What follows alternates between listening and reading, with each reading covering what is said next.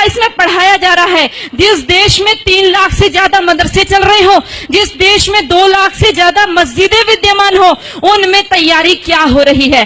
दिन रात बोल रहे ला इलाहा इल्लल्लाह, 5 बार बोलते हैं, 5 बार नमाज पढ़ी जाती है और शुरुआत इसी से करते हैं कि कोई नहीं है, ला माने नहीं है कोई भी अल्लाह के जैसा, और मोहम्मदुर रसूलुल्लाह अर्थात मोहम्मद ही उस अल्लाह का रसूल है। इन 2 के अलावा और किसी को हम पूजेंगे नहीं, मानेंगे नहीं। अब ये बता दो, जिस व्यक्ति को 5 बार लगातार यही बताया जा रहा हो, दिन में 5 बार जब बताया जाता हो, तो उसकी मेंटलिटी क्या बनेगी? वो सीधे आपके ऊपर तलवार लेकर के खड़ा होगा। और जब लोग इस्लाम को बेदर्द, मुसलमान को बेदर्द, तलवार के जोर पर चलने वाला धर्म बताते हैं, तो अगर शायद धरती में कोई दुखी होता होगा तो सबसे ज्यादा दुख मुझको होता है। ये न सच्चाई है और न कभी ये सच्चाई हो सकती है। जिस इस्लाम ने पहला कलमा ही कुरान शरीफ का ये बताता है कि नहीं है इबादत के काबिल सिवाय परमात्मा के और कोई, ला इलाहा इल्लल्लाह मोहम्मद रसूल अल्लाह। भला आप बताइए, वेदों का रस निचोड़ करके मोहम्मद साहब ने परमात्मा की इबादत करके परमात्मा के पैगाम को एक ही कलमे में दे दिया। इससे बड़ा ग्रंथ दुनिया में और क्या हो सकता है? इस्लाम की बुनियाद है ला इलाहा इल्लल्लाह, परमेश्वर के अलावा कोई पूज्य नहीं, अल्लाह के अलावा कोई पूज्य नहीं है। ऋग्वेद जो सबसे पुराना वेद है, हजारों साल पुराना है, ऋग्वेद के मंडल 1 सूक्त 7 का 10वां मंत्र है, इंद्रम वो विश्व तस्मरी हवा महे जनेभ्यः अस्माकम अस्तु केवलः। ऐ मनुष्यों, तुमको अत्यंत उचित है, ध्यान दीजिएगा, ऐ मनुष्यों तुमको अत्यंत उचित है कि मुझ परमेश्वर को छोड़कर उपासना करने योग्य किसी दूसरे देव को कभी मत मानो, क्योंकि एक मुझको छोड़कर दूसरा ईश्वर नहीं है। इसका संक्षेप हुआ, परमेश्वर के अलावा कोई पूज्य नहीं है। यही है ला इलाहा इल्लल्लाह। मतलब वेद का यह मंत्र ला इलाहा इल्लल्लाह है, और ला इलाहा इल्लल्लाह वेद का मंत्र है। मोहम्मदुर रसूलुल्लाह अर्थात मोहम्मद ही उस अल्लाह का रसूल है। इन 2 के अलावा और किसी को हम पूजेंगे नहीं, मानेंगे नहीं।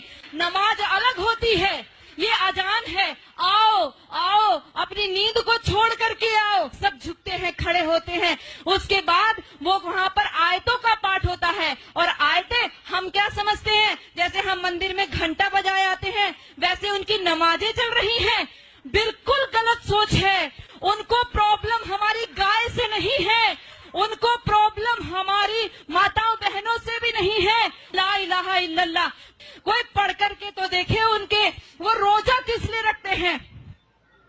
कोई पढ़े, रोजा किस लिए रखा जाता है? रोजा कोई नवरात्रों जैसा व्रत नहीं है, खुद अपने शरीर को मजबूत करना।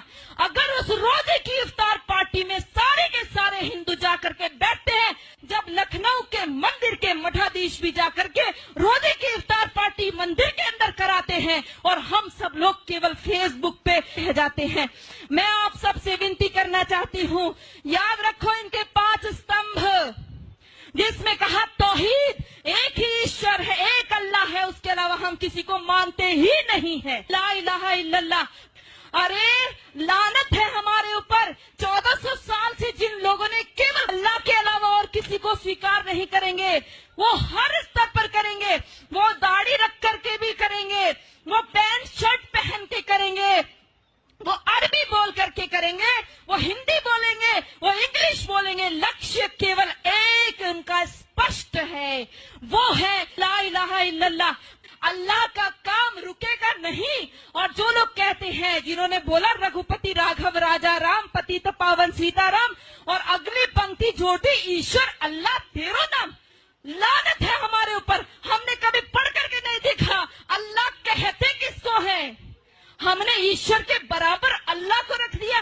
ला इलाहा इल्लल्लाह पढ़ो, सूरा तौबा पढ़ो, सूरा अल बकरा, सारी की सारी कुरान की सारी ये आयतें पढ़ करके देखो, आपको साफ स्पष्ट पता चल जाएगा। हम सोचते हैं कि उनकी हज यात्रा, हम सोचते हैं उनकी हज यात्रा हमारी अमरनाथ यात्रा जैसी है। अरे पढ़ो भाइयों, ला इलाहा इल्लल्लाह। यदि आज नहीं जागे तो कोई हमारे बचाने वाला नहीं है। आप सब लोग जो फेसबुक पे इसको रिकॉर्ड कर रहे हैं या अपने मोबाइल में रिकॉर्ड कर रहे हैं, ये मोबाइल में रिकॉर्ड करने की चीज नहीं है, दिल में तहस नहस कर चुका है। मनोवादी खिलाफ में यह जबरदस्त मेहनत कर ये जो है ना, मतलब कि भंडाफोड़ हो रहा है ब्राह्मणवादी संस्कृति का। अच्छा साथियों, वो जवानी है क्या जिस जवानी में कोई कहानी ना हो। जी हाँ साथियों, मैं इसलिए कह रहा हूँ कि पूर्णिया जिले के एक क्रांतिकारी साथी ने अंधविश्वास पाखंड को इतना बड़ा प्रहार किया है कि छेनी हथौड़ी लेकर अपने घर में बने तमाम मंदिर देवी देवताओं को छेनी हथौड़ी से उखाड़ फेंका है। आप देख रहे हैं ये लड़का है, ये भगवान का गोसाई घर उजाड़ने का काम कर रहा है और आप देख रहे हैं। अब इससे सवाल जवाब होगा, आप क्यों इस चीज़ को मतलब उजाड़ना चाह रहे हैं। चलिए मैं आता हूं संतोष कुमार के पास। संतोष जी, आपका शुभ नाम क्या हुआ? मेरा नाम संतोष कुमार हुआ। आप यह क्या कर रहे हैं? इस ब्राह्मणवादी व्यवस्था को हटा रहे हैं। ब्राह्मणवादी व्यवस्था की गोसाई घर है क्या? पहले गोसाई घर था, नहीं भगवान का घर था। अच्छा, आप इसको हटा रहे हैं, क्यों हटा रहे हैं आप इसको?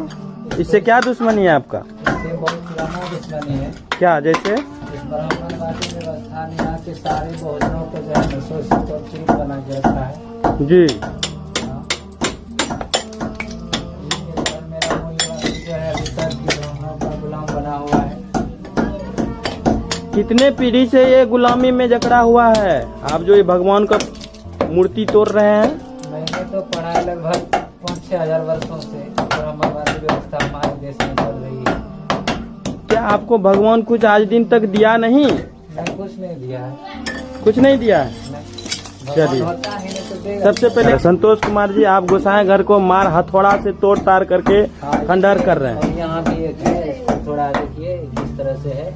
आप देख रहे हैं ये लड़का जो है संतोष कुमार नाम है, भोला बाबा जिसको हम लोग बोलते हैं, आज उसका तहस नहस कर चुका है। मनोवादी खिलाफ में यह जबरदस्त मेहनत कर रहा है। अभी तो शुरुआत है, अभी पूरे भारत से इसको हटाना है। अभी तो सिर्फ अपने मतलब परिवार में लागू किया गया है। अब चाह रहे हैं ये मनोवादी व्यवस्था जड़ से मिटाने का और अपने परिवार से अपने पंचायत में पूरा करेंगे, उसके बाद अपने ब्लॉक तक जाएंगे, राज्य तक जाएंगे, इसी तरह देश में हर जगह जा जा करके करेंगे। चलिए हम आप पूछते हैं, आप कौन हैं? साथी, मेरा नाम विनोद कुमार हुआ। आप क्या करते हैं? पढ़ाई लिखाई करते हैं? पढ़ाई लिखाई करते हैं, काम काज करते हैं। ईटा क्यों फोड़ रहे हैं? किसका घर फोड़ रहे हैं आप? ये पहले गोसाई घर था।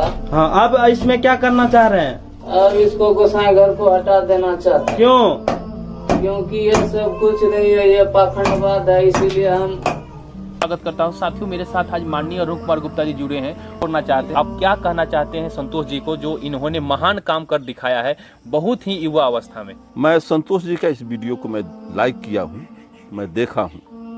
मैं संतोष जी जैसे नौजवानों का मैं आभार व्यक्त करता हूँ। यो उनका छेनी से और हथौड़ा से जो मंदिर के दीवालों को तोड़ रहे हैं और देवताओं के जो मान्यता प्राप्त गणेश हैं, शिव हैं, पार्वती है, इस सब के चित्र पर जो हथौड़ी मार करके, छेनी मार करके उनके मतलब कि चीनी मिट्टी पर बना हुआ जो प्लेट है उसको तोड़ रहे हैं, जो सारे लोग देखेंगे, मैं भी देखा हूँ। और छेनी मार मार करके उसको तोड़ रहे हैं। गणेश, अगर उसमें सामर्थ्य था तो उस समय तो छेनी छीन लेना चाहिए कि हमको क्यों तोड़ रहे हो। हम ऑल माइटी हैं, सर्वशक्तिमान हैं, हमारा ये अपमानित करने का अधिकार तुमको नहीं है, तुम अभी नादान हो, ये सब कुछ नहीं। ये टोटल अंधविश्वास, अज्ञानी बात है। ये भगवान को आप बनाए? जी हाँ, अपने इन हाथों से। आप भगवान को बनाया कि भगवान आपको? भैया, भगवान ने हम सबको बनाया है, हमने तो सिर्फ इनकी मूर्तियां बनाई हैं। काहे बना हुआ तो वो की मूर्त? ताकि हम इनकी पूजा कर सके, अपने सुख दुख की बातें कर सके। करे भीतर ट्रांसमीटर फिट है का? भगवान तक बात पहुंचत कैसे है? हा? अरे भगवान को किसी ट्रांसमीटर की जरूरत नहीं पड़ती, वो डायरेक्टली सुन लेता है। डायरेक्टली सुनत है तो फिर ये मूर्त की क्या जरूरत है? अरे क्या करूं इसका यार, धंधा बंद करवाएगा क्या? क्या आज आपको लगता है, चाहे आप राम की बात करें, कृष्ण की बात करें या साईं बाबा की बात करें, इनमें से किसी की भी पूजा नहीं होनी चाहिए? तो साईं की मूर्ति की करें तो बहुत ही गंदा, गलत है, और राम और कृष्ण की भी करें तो ये राम और कृष्ण के साथ भी अन्याय है। राम और कृष्ण ईश्वर भक्त थे जी, उन्होंने कभी दावा नहीं किया कि मैं ईश्वर हूं और मेरी पूजा की जाए, ऐसी कोई बात नहीं है। जी, जी। जो आदि शंकराचार्य ने जो मूर्तियां तुड़वाई, उन्होंने जैनियों की मूर्तियों को उन्होंने हटवाया और उन्होंने कहा ये सब मूर्ति पूजा बंद होनी चाहिए। मैं आदि शंकराचार्य का, मैं नहीं, महर्षि दयानंद ने जो बयान किया, जो उनका बखान किया है जी, मैं नतमस्तक होता हूं आदि शंकराचार्य के बारे में। मैं कहना चाहता हूं स्वामी जी, हमारे देश में मूर्ति पूजा नहीं थी। बिल्कुल स्वामी जी। इस्लाम में हर गुनाह माफ है, लेकिन शिर्क की माफी क्यों नहीं है? अगर इंसान कत्ल करता है उसे माफी है, जिना करता है उसे माफी है, लेकिन शिर्क की माफी क्यों नहीं है? भाई साहब का सवाल है कि इस्लाम में सारे गुनाह की माफी है, शिर्क की नहीं। कत्ल करता है माफी है, जिना करता है माफी है, शिर्क की माफी क्यों नहीं? आप कुरान मजीद के बारे में जिक्र कर रहे, जो सूरह निसा में है, सूरह नंबर 4 आयत नंबर 48 और आयत नंबर 116। इन दो आयतों में, सूरह निसा सूरह नंबर 4 में लिखा है कि अगर अल्लाह चाहे तो कोई भी गुनाह को माफ कर सकता है, लेकिन शिर्क को कभी नहीं माफ करेगा, क्योंकि जो शिर्क किया है वो बहुत भटक चुका है। तो इसमें यह नहीं लिखा है कि अब जिना करेंगे तो माफ करेगा ही, कर सकता है अगर आप तौबा करेंगे तो। अगर आप तौबा करते कि मैंने जिना किया हूं, मैंने कत्ल किया हूं, मुझे माफ कर दे और इंशाल्लाह मैं आइंदा नहीं करूंगा, तो अल्लाह माफ करेगा। उसी तरीके से शिर्क भी, अगर आप शिर्क करते हैं और अल्लाह से माफी मांगते हैं कि मैं अगली बार शिर्क नहीं करूंगा, तो अल्लाह शिर्क को भी माफ कर सकता है। लेकिन शिर्क की हालत में मरेंगे तो माफी नहीं है। आप मुशरिक जैसा मरेंगे, शिर्क करते हुए मरेंगे तो माफी नहीं। अगर आपने शिर्क किया, लाइक आज आप देख रहे हैं, कल भी परसों भी कितने गैर मुस्लिम बुत परस्ती करते थे, शिर्क करते थे, मूर्ति पूजा करते थे, अभी मुस्लिम बन गए, अल्लाह ताला बेशक माफ करेगा। और जिस दिन आप इस्लाम कबूल किए, आपके पिछले गुनाह सारे माफ, आपका स्लेट क्लीन। मैं माशाल्लाह अभी 46 साल का हूं, अच्छे काम करता हूं, इंसान हूं, गलतियां भी करता हूं। आप अगर इस्लाम कबूल करे, आपका स्लेट क्लीन। मेरे तो स्लेट में तो काफी चीज ऊपर नीचे है। अगर आप इस्लाम कबूल करें तो अल्लाह के रसूल फरमाते आपके सारे गुनाह माफ, स्लेट इज क्लीन। तो आप एक साफ सुथरे मुसलमान बनते, इसके बाद हिसाब किताब शुरू होगा। मैं पूछना चाहता हूं, आप मूर्ति पूजा में मानते भाई साहब? जी मानते हैं। क्यों, आपको लगता नहीं गलत है? आप क्या हिंदू है? जी। आपके मजहबी किताब में लिखा है, छंदोग्य उपनिषद में, चैप्टर नंबर 6 अध्याय नंबर 2 श्लोक नंबर 1, एकम अद्वितीयम, खुदा एक है, उसके अलावा कोई नहीं है। लिखा है श्वेताश्वेतर उपनिषद में अध्याय नंबर 6 मंत्र नंबर 9, नाचस्य कस्य जनिता न चदीपा, उस ईश्वर, उस भगवान का कोई रब नहीं, उसके कोई वालदेन नहीं। लिखा है श्वेताश्वेतर उपनिषद में चैप्टर नंबर 4 मंत्र नंबर 19 में, न तस्य प्रतिमा अस्ति, उस ईश्वर, उस भगवान की कोई प्रतिमा नहीं, कोई अक्ष नहीं, कोई पिक्चर नहीं, कोई पेंटिंग नहीं, कोई फोटोग्राफ नहीं, कोई मूर्ति नहीं, कोई बुत नहीं। लिखा है यजुर्वेद में चैप्टर नंबर 32 वर्ष नंबर 3 में, मंत्र नंबर 3 में, न तस्य प्रतिमा अस्ति, उस ईश्वर, उस भगवान की कोई प्रतिमा नहीं, कोई अक्ष नहीं, कोई पिक्चर नहीं, कोई पेंटिंग नहीं, कोई फोटोग्राफ नहीं, कोई बुत नहीं, कोई मूर्ति नहीं। तो साफ तौर पे कई जगह आप हिंदू की मजहबी किताब में लिखा है कि मूर्ति पूजा गलत है, तो क्यों आप मूर्ति पूजा करते हैं?